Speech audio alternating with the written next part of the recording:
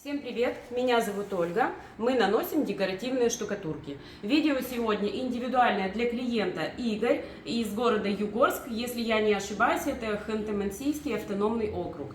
Так, значит, клиент приобрел штукатурку декоративную вот по этому образцу, но нужно совершенно наоборот. То есть фон белый, а прожилки черные. И мы это видео снимем, как оно будет выглядеть. Товар уже прибыл, клиент ожидает видео. Так, ну давайте покажем. Все пошагово, в принципе. То есть первый слой у нас праймер. Он первый. Наносим в один слой с помощью валика. Окрашиваем стену, так скажем. То есть никаких премудростей, просто окрашиваем, чтобы не стекали капли, равномерным слоем. Окрашиваем и оставим высохнуть часа на 4. Так, давайте вот пока красим, еще скажу пару слов. Вот именно так, этот образец я же и наносила. Но именно так вот прямо сейчас у меня не получится. То есть не стоит пытаться создать прямо один в один, вот миллиметр в миллиметр, прожилка в прожилку. Не получится так. У каждого своя рука, свое движение руки, скажем так. И поэтому рисунок, он будет всегда отличаться. Но всю суть мы постараемся максимально объяснить. Все, окрасили, ждем высыхания. После того, как высох праймер, мы нанесем венецианскую штукатурку белого цвета, нанесем просто тонким слоем, как будто бы шпаклевка. То есть нам нужен просто фон белый.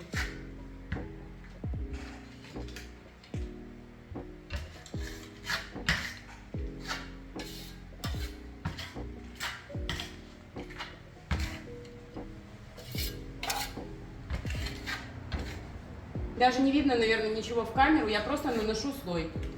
Стараемся не оставлять царапин, насколько это возможно.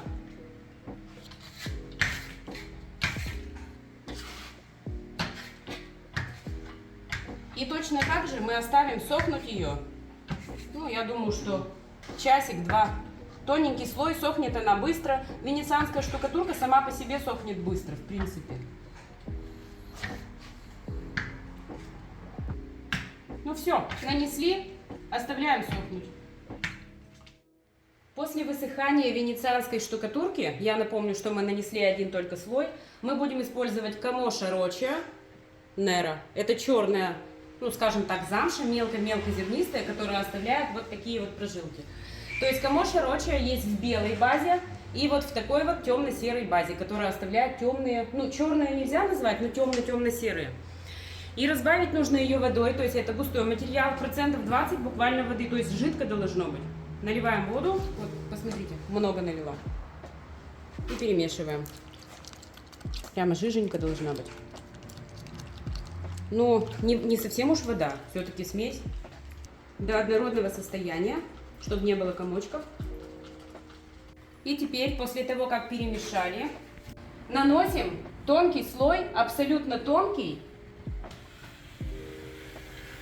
Вот так, прямо. Оставляя вот эти вот с краев кельмы, то есть мы наздир буквально наносим. Наздир. Настолько тонко, чтобы только с края оставалось.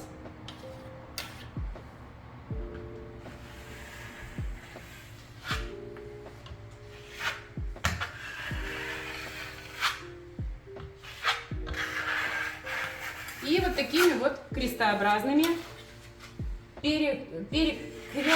как это сказать? Перекрестными движениями. Перекрестными движениями. Да, перекрестными. И наносим тонко-тонко. Вот одной баночки хватает примерно на квадратов 20, наверное, даже, я бы сказала. Ну, то есть очень низкий расход.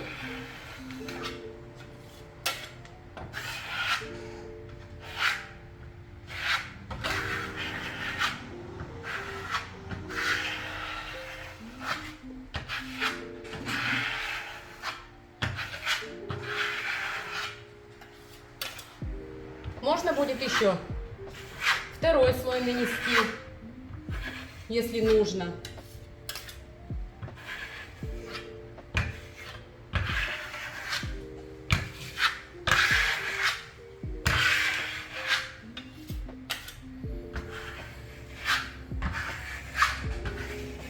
такими перекрестными движениями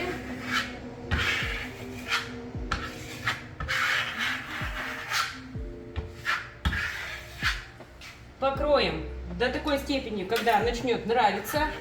То есть мелкие мазки, крупные, это тоже регулируйте. И после этого нужно будет дать подсохнуть, а сохнет она очень быстро. И покроем еще воском.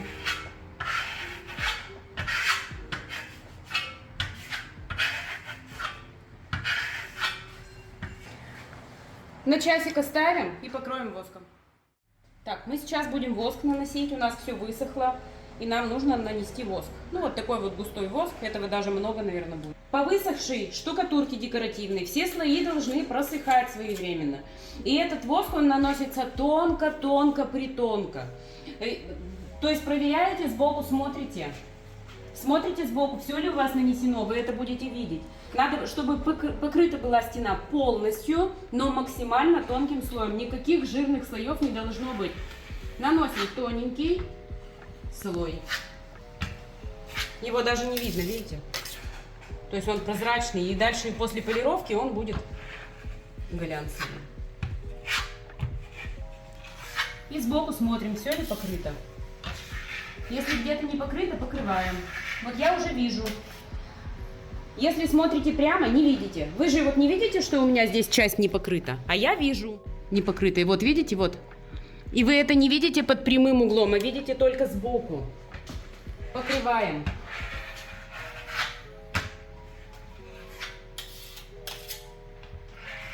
Тоненько.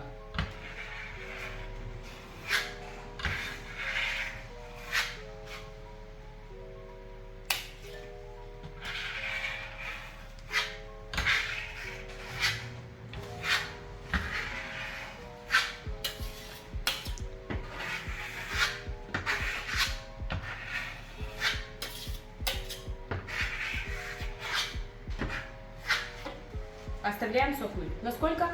Часа 3. После подсыхания воска его нужно заполировать с помощью специальной машинки и вот такой меховой насадки.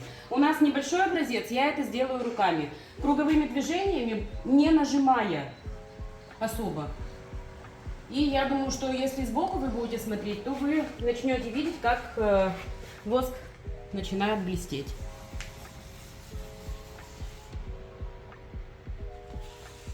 Вот, допустим, здесь матовая, а здесь немножечко начинаем полировать, и появляется блеск. Ну, конечно, на объеме вы будете это делать машинкой. Не руками, понятно.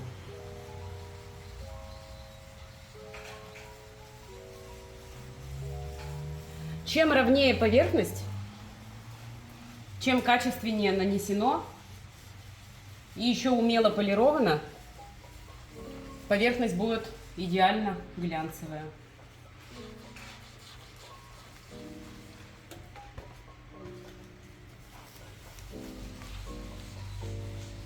Я напомню, что видео снято для Игоря из города Югорск. Товар уже получен и ждет своего нанесения. Вы будете обращаться, Игорь, я к вам обращаюсь. То есть вы начнете наносить, у вас будут вопросы, вы можете писать, звонить, задавать вопросы и консультироваться по нанесению.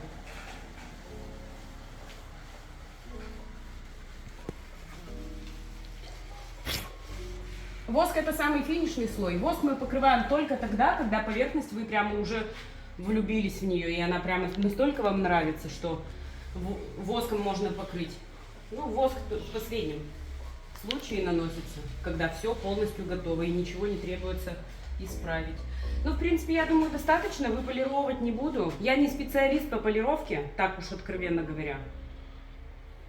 А машинкой я вообще пользоваться не умею, поэтому я руками вот так лучше сделаю на маленьком кусочке. Я надеюсь, что видео было полезным, и оно пригодится еще кому-то, да, нашим зрителям многим. Ставьте лайк, подписывайтесь на наш канал и заказывайте у нас декоративные штукатурки.